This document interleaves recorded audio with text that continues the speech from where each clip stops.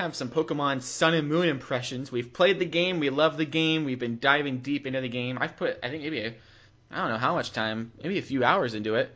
And so this is also, I mean, maybe not obvious, but we've been playing the special demo version. It's available to you if you want to go pick it up. Go on, hop on your 3DS or your 2DS, and you can pick up the demo version. It's the #1 downloaded demo in Nintendo history, and it's honestly super, super fun. And so very, very honestly, like a unique experience, like very specific to the demo experience. It's like they're kind of breaking the fourth wall. They're like, yo, this ain't the full game yet. Come back in a month, you know. Mm-hmm. We'll treat you right then. But Zach, so I thought we could talk a little bit about our impressions of Sun and Moon, our initial reaction, our hype, if it's things that we really loved that they've changed the Pokemon formula, things that we don't like, maybe that have changed. If there is anything, honestly, I don't know if there's really too much in my mind I can think of that I didn't like about the changes they've made to Pokemon. How we think it compares to X and Y. I haven't played Omega Ruby and Alpha Sapphire. You have played a little bit of Alpha Sapphire. And just what we think about it. Maybe even continuing the topic of the Nintendo Switch, we could talk about if we think it could come to the Switch, or if Pokemon Stars or Pokemon Switch or something like an in-between could maybe come to the Nintendo Switch, because maybe the first answer is, oh, obviously it could, but then you think about how it uses the bottom screen and how they could go about adding that to the top, just one screen. So all those questions, lots of things to address. Yeah. First impressions? Did you think that the music gave you a little bit of a Yoshi's Woolly World vibe? Like the overworld, or the overhead song of, like, what is it, Honolulu City or something? Honolulu? I don't know, actually. I didn't think it sounded very much like the theme from Yoshi's Woolly World to me. I get lots of Super Mario Sunshine vibes from it. Yeah, that's true too. That's kind of the Delfino Plaza. But I really like, I don't know, everything I've played so far of the game I am absolutely loving. I feel like there's this energy that's kind of back, that's been lost from the past couple Pokemon games, of mystery and things that are still to be discovered, and a whole bunch of intrigue going on in this place that I want to, find out, like with them blocking off certain areas and things I can't get to yet. I'm like, man, it seems like this world is thriving and huge and alive, and it feels real, and it feels like the most vibrant Pokemon game that I played, like, maybe ever. And I love the way that they let us use, like, Tauros to try out awesome. The new charging, what is it called?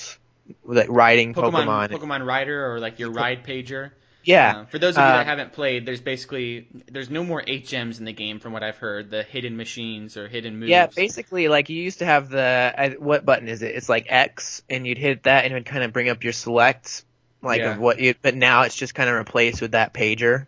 And so now you don't have that to put your item finders and your bikes and all that kind of in that place. Now it's all just going to be Pokemon that you can ride around on. Yeah. And I liked it, though. So there's no more strength, there's no more surf, there's no more fly. You just page Pokemon Rider. A Pokemon comes in and basically uses those strengths in a really cool way, though. So, for example, if there's a boulder in the old game, you would just use strength and push the boulder away with whatever Pokemon could learn strength. Now you page Tauros, who comes in, and you switch into a full-on garb of Pokemon Rider, and you can ride it. But you can also kind of use it as kind of a bike almost, where you're riding the Tauros to go faster and break through the boulders. Very intuitive sort of system, and very immersive, because for the longest time in the anime, we've seen Pokemon be used as workers, as movers, as, these kind of, I don't even know, like, kind of tools in the world, and we never really see that in the games. Yeah. And now we are kind of living with the Pokemon, and it kind of increases that bond and the whole immersion of being in that world. Like you were saying, the world is just... There hasn't been a world or a Pokemon region more alive than Alola and the place you play here. And we also saw kind of in that concept art, like the Blastoise, I think, were working as, like, firefighters and stuff. Yeah. It makes me wonder, though. I don't know if like you say that HMs are kind of gone. I don't know if they are entirely. Like, I would be curious because I know in Alpha Sapphire and Omega Ruby, um, supposedly, like, there was the whole new soar function, which kind of was supposed to replace fly, and you could go and Yeah. soar above and land on any route. But fly was still available as an option, and if you went into your, like, Pokemon and clicked and selected fly as a move that it had, it would actually be quicker and wouldn't do the whole animation of soaring and having to go up in the sky. You could just immediately click on the map where you wanted to go. So I'm wondering if they will still somewhat keep at least like a fly, because the HMs will of course still have to be in there because they're moves, and they're not just going to make it like there's no more fly Yeah, I moves just wonder if they'll anymore. be able to be, because like, yeah, if you transfer a Pokemon from the Pokebank that knows how to use Fly, I just wonder if it'll be treated as a move now. If there's Yeah, but I if mean, there's it no would be. more TMs and HMs, and if it's just I Pokemon would like, moves. I would like it if they kept it so that if you wanted that option to immediately fly somewhere without having to go through the trouble of flying up in the sky with your Charizard and doing whatever animation it did, um, that'd be pretty cool. But yeah, Yeah. again, we'll have to see about that. I know in Alpha Sapphire that was actually a preferred method for some people to actually just use fly instead because it went around that whole hassle. And you Yeah. could select any route you wanted to land on that you've already discovered and read the sign of. So it's a pretty cool system, and it'd be cool if they allowed you to still traditionally use some of those HMs to at least maybe speed up some of the process. Like, I could see the Rock Smash or whatever it is not being, that's so much easier to just use Taurus and go slamming through a whole bunch Yeah. and And it's select satisfying every too. single time. Yeah.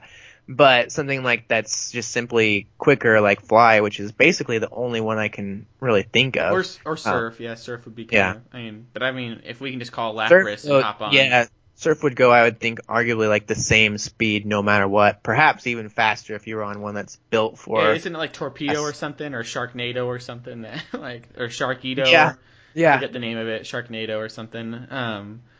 But yeah, the other thing I was going to note that I thought was Ship super Shark. cute, that can maybe also be a segue into another topic with Pokemon, is that if you're riding your Tauros and you go through tall grass, you can still encounter Pokemon even if you're using your Pokemon ride, which I think can maybe be cool. Maybe if you're flying or surfing, you encounter these Pokemon. But also, when you go into a wild Pokemon encounter, which first of all, it's just an awesome animation, like where it's going through the grass and you're like, what Pokemon are you going to see? Because it's like kind of going along the curve of the earth almost. Like it's like Mm, coming up on the Pokemon. Like everything is treated with like a cool sort of refinement and just suspense. But when you go up and encounter a Pokemon while you're using Pokemon Ride, you're still in your ride outfit. Um, and you can tell that now because, as we've seen in the past trailers, your trainer is now included in the battle, which yeah, gives a really cool sense of scale and kind of bond with your Pokemon because you're seeing your trainer, you see the other trainer. It's just a really cool show off. But you also then can customize your outfits. But I think it's just also super funny that if you are riding your Pokemon and you get a wild encounter, you don't switch back to your outfit. You're still in your ride outfit, which I don't know. yeah, I don't know, like if that's a coding thing where it's just like you start the encounter.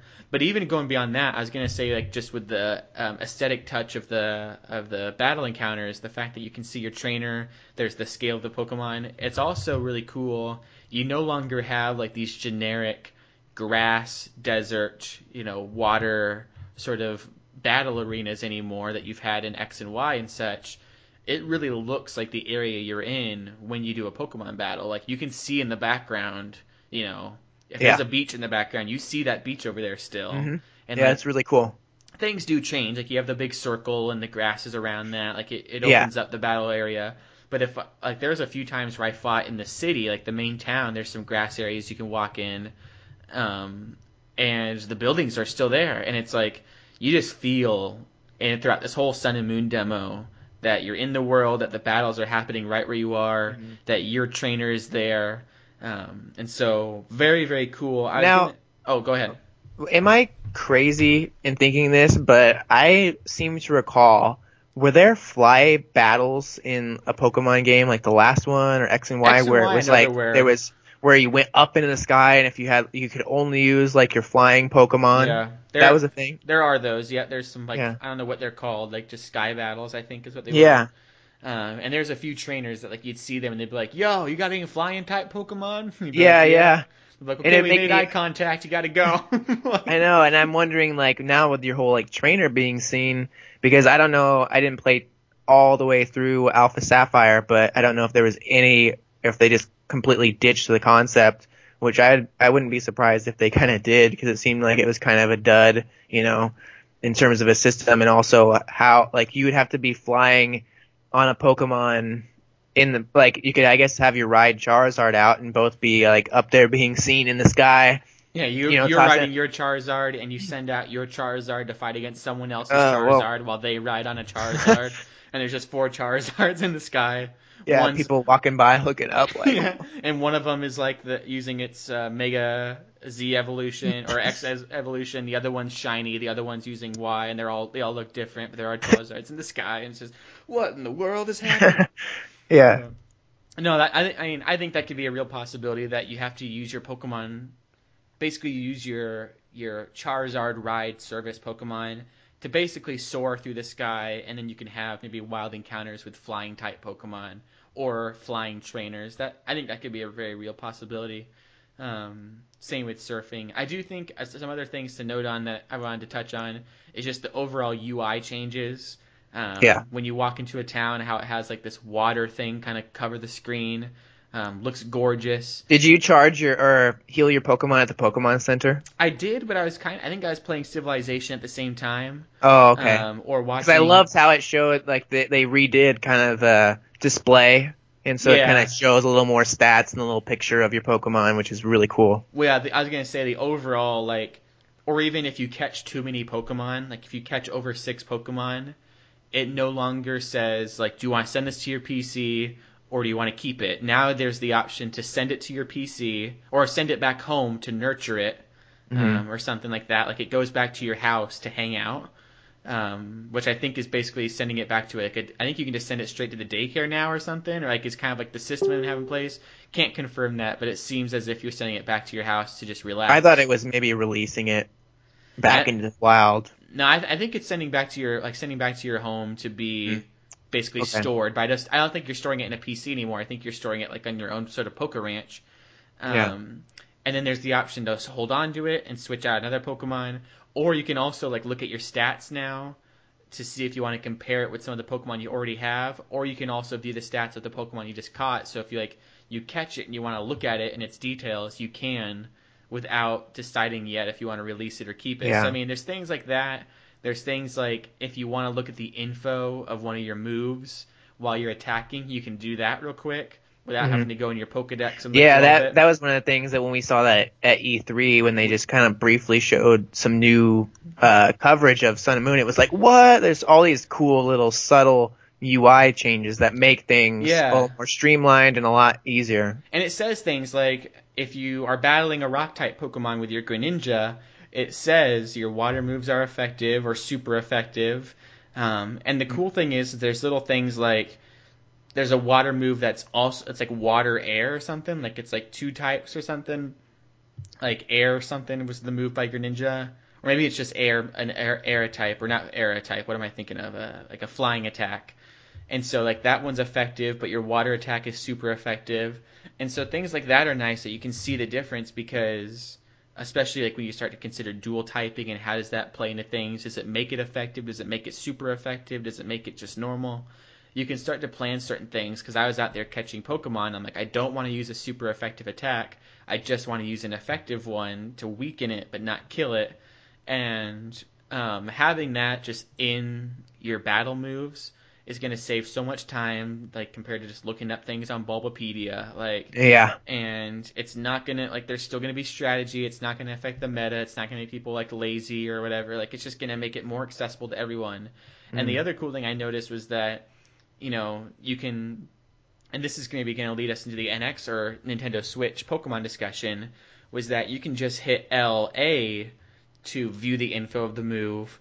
And the same thing when you have Pokeballs, you can either touch the Pokeball at the bottom or you can just hit Y to throw a Pokeball.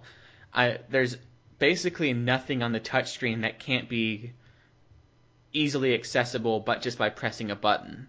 They've kind Hmm. of divided everything up now where it's, okay, you want to view the info of your move, LA. You want to throw a Pokeball, Y. You want to check your bag or switch out Pokemon, press X, you know? Yeah. And I thought that was super cool how streamlined they've made it, because for a while there it was all you have to use the touch buttons at the bottom. But Hmm. I do like just using the traditional buttons, you know, LA, look at the move instead of, you know, tapping the little info button, maybe accidentally hitting the attack, you know, if my finger's a little Yeah. fat. And we'll have to see, I guess, how the Rotom Dex sort of factors into everything, because right now in this demo, it's sort of just a select to get into, like, pre-order the Sun and Moon games, and it kind of just does a little animation if you touch it. But Mm-hmm. it'll be interesting to see if it's just simply, the buttons to, do your search for friends, to access all your bag icons and all those things, just like we did before. If it has little, like, extra things like movies playing, or like little TV shows like they sometimes do in the games, and radio programs. There's a whole bunch of different things that could potentially be done down there with the Rotom decks at the same time. But even so, I wouldn't be surprised if the Switch is probably going to have DS virtual console games, if they're going to continue their virtual console like from the Wii U at all. And they've already figured out how to really easily and well, do those DS games just with a split screen. You can just Yeah. have one of the screens on one side. It doesn't make a huge difference. And Yeah. you can also always hold your Switch without the Joy-Con control. Like, the whole game could arguably work. They could even do something like we see on like iPhone emulators and stuff, where like Pokemon Works is one of those games that with on-screen buttons is really not like too detrimental to the Yeah. game. But there's things they could try with that. So Yeah. Um, yeah, so there's all that. I'm trying to think if there's anything else. I think the Pokemon designs are super nice. yeah, I like the other thing I was going to note is that I've seen more Pokemon out in the wild than I've ever seen in a Pokemon game. Like the Slowpokes out wandering around, the Machamps or whatever out wandering around. I think that's Um, why it maybe gave me more of a feel of like mystery and intrigue than the past couple. Like, because we got some of these icons that are just like out there, like random trucks placed around. It kind of gives me this like, I can just feel the tile set almost, like takes me back to like I can see them putting together this game, and like back to the days of ROM hacking and those the first generation of games, and how they would plot certain things and put items in places to block you, or use yeah. these, and it just kind of gave me this nostalgic trip back to the original games and how they would use these elements, and it had this very like put together in a game sort of way. And I don't know, it's hard to describe, but I just felt like kind of this magic that hasn't been entirely there for a couple generations, I feel. Yeah, I think it's one of the very first. I mean, X and Y did it by breaking into the 3D barrier, but this game, you mentioned the tile sets. I was going to kind of comment, like, beyond that, though, it does seem like the game breaks out of that traditional, you know, grid system where there's forward, back, left, right, diagonal, you know, like you can, Yeah. for the first time, you can go in a full circle Hmm. just by walking, or like even as you walk the camera pans, like it doesn't just stay above you or behind you like it did in X and Y. um, Outside the few situations, you know, like sometimes it broke it, but this game you walk into a Pokemon Center and like it's the camera's right behind you, and you Yeah. see like this wide room. But when you go out in the street, the camera's kind of tilted to show you the perspective of the street, very similar to, like, I actually got a lot of Persona vibes from it. Persona 4 Golden I played out on the Vita. It has that sort of camera angle, or even Yokai Watch, like this kind of. It feels Hmm. like an open world, and even though Pokemon games since the very beginning have been technically open world games, this one seems like it breaks out of the linear sort of fashion where it's like, okay, that's the route over there, and you take that route, and it goes in a complete circle until you get back here, you know, and you go do Yeah. gym 1, 2, 3, 4, 5, 6, 7, 8, and that's the path. Like this one seems like, all right, here's 4 islands. You can go wherever, whenever. If you don't have that Pokemon, you can't go there yet, but like, so in a sense it will funnel you probably into a linear fashion, but it seems like there's so much going on at any one point that you could just go in any sort of direction, which just feels like you said, it's like there's like that mystic, like, or mysterious aspect to it. Like I could go over there or I could stay over here or whatever. Like there's so much to discover. And then there's other things like, there's the Doug Trio or the Diglett across the beach that you can sometimes see. I don't know when you can see it, but if you like pull out your Poke Finder or Poke Camera, you can see it. That was the one thing I didn't like about the whole demo was just the camera that you have with your Rotom Dex. I thought the frame rate kind of took a hit when you had that thing up, and it just seemed kind of unnecessary. Yeah, it was kind of a silly thing. Yeah. It is interesting, though. The Rotom Dex is basically the Nintendo Switch. You have your little screen and the two little handles coming out, the little Joy-Cons. Yeah.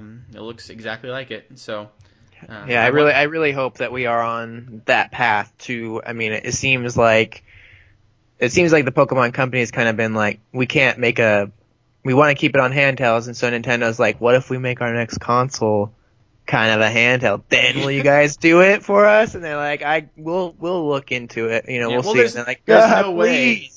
There's no way if they discontinue, they say they're not going to discontinue the 3DS, but I mean, its life it's gonna happen. Yeah, its days are counted, or numbered or whatever. Like it's gonna die. So they're basically gonna force Pokemon Company's hand on. It's like, hey, you either make it for the Switch and have a home console Pokemon game, or you just don't make a home console Pokemon game or a portable Pokemon game, and you don't make all the money. I mean. With Sun and Moon's success, they're gonna want to make another one. And here it goes. Here it goes into our, I don't know what episode it was, but one of our shows we talked about the Pokemon Company and Nintendo. Will they split up? Is there any tensions? Are their days numbered? Where would they split? Like, would they go and just go completely phones? In which case, why not have it on the Switch as well? Yeah. I think regardless, and Pokemon Company has already said they're coming to the Switch. I mean, they haven't said they're going to bring in like a traditional game to it, but they are coming, so we'll see. But yeah, it makes me wonder. I mean, I'm going to obviously get Sun and Moon because I want to play it right away, but it also makes me wonder if to just hold out for the definitive Switch edition. Like, when are we going to get any word on that? Like, is that going to happen in January? I want this. Because that's the thing. The only thing holding back Sun and Moon right now is the fact that it's not HD. Otherwise, it'd just be perfect. It'd be the perfect Pokemon game. And honestly, it doesn't look ugly. Like, there's a few times where it's a little jagged and you can tell it's on, super old hardware. Well, and also, because it's the Switch, they could say it works best on the handheld experience. Like, it plays best and looks best. Because when it's going to be put on that 6.5-inch screen or whatever, it's going to look probably pretty fine. Like, it wouldn't look too stretched and too much different than it would on your 3DS. On the TV, it would look a lot more pixelated and stretched, but all they have to say is plays best on the go or something, or I think they would do a complete redesign. If yeah, it was on that's Switch. what I would think too. Yeah. I don't think that we're gonna get Sun and Moon on it. I think that the next one would, or something like that, the next generation. Maybe not even the third one of this, if they do something like that. But the next generation entirely. If the 3DS is dead by then, we're gonna wait a while, I think, for the Pokemon one, and hopefully maybe they'll put that Pokemon Stadium on the Switch first or something, because they have all these 3D models completely done and ready to go. And what's interesting to know about your Stadium talk is they do have the Battle Royale in Sun and Moon where you can have 4 people fighting at a time.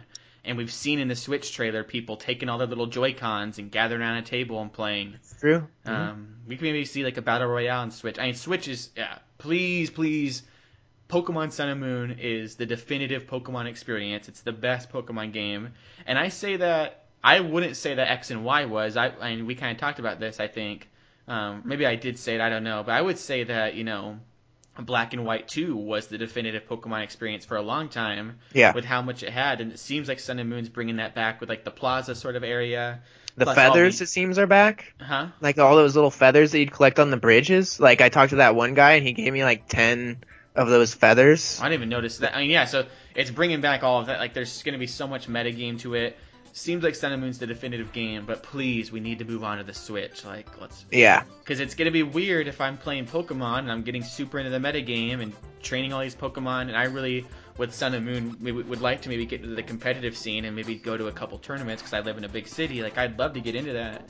But if at the same time it's March and we haven't heard anything about the new Pokemon, it's gonna be like, what the crap? Like, I want to play Switch, Pokemon Switch. And I also think Switch a and lot of Flash. people, gamers, just everybody in general, I think not even just gamers, but people like to have things kind of centralized, you know, Yeah. into one sort of place, so you're not switching around between, like, I need to play my Vita and my 3D and my PS4 and my Wii U, you know, all these different things you have to, like, take around and keep track of and buy, and if everything can be like on a couple or even just one solid experience, then that'd be the best. That's the most ideal thing. That's why, like, Apple says they want you just take your iPhone everywhere.